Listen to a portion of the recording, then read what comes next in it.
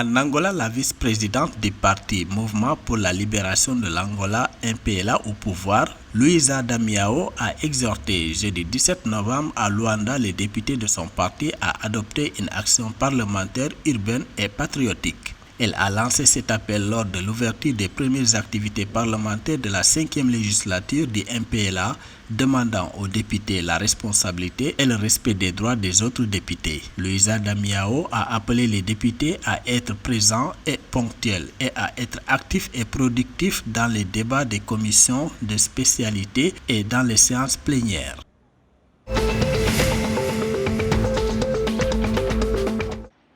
Au Lesotho, Sa Majesté le roi Leslie III a déclaré jeudi 17 novembre que le 11e Parlement est déterminé à redresser la situation du Lesotho et travaille en collaboration avec toutes les parties prenantes pour mettre en œuvre des programmes visant à stimuler la croissance économique. À en croire Sa Majesté, le nouveau gouvernement veillera entre autres à ce que les projets de loi qui n'ont pas pu être adoptés par la 10e législature soient traités en priorité et promulgués afin de garantir des progrès indispensables. Le roi a en outre indiqué que le gouvernement se concentrera sur la réhabilitation et la construction de routes et d'autres projets d'infrastructures, la production d'énergie renouvelable, l'amélioration du secteur manufacturier.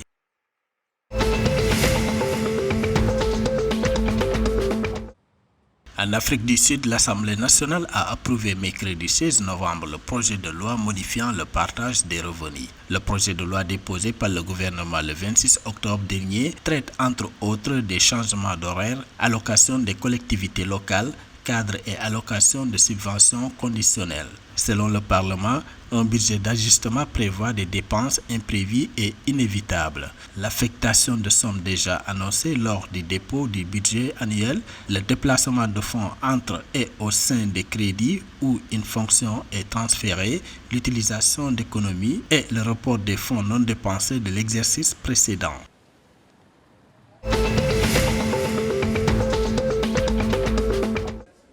Le président zambien Hakainde Hichilema a lancé mercredi 16 novembre les prêts d'appoint de la Commission d'autonomisation économique des citoyens d'une valeur de 171,5 millions de kwacha pour les commerçants de tout le pays. La facilité de projet permet aux spécialistes du marketing d'acquérir des crédits entre 500 et 5000 kwacha remboursables en 6 mois sans intérêt. S'exprimant lors du lancement à State House, le chef de l'État a déclaré que les prêts de rappel sont un autre moyen de créer un fonds renouvelable pour les commerçants.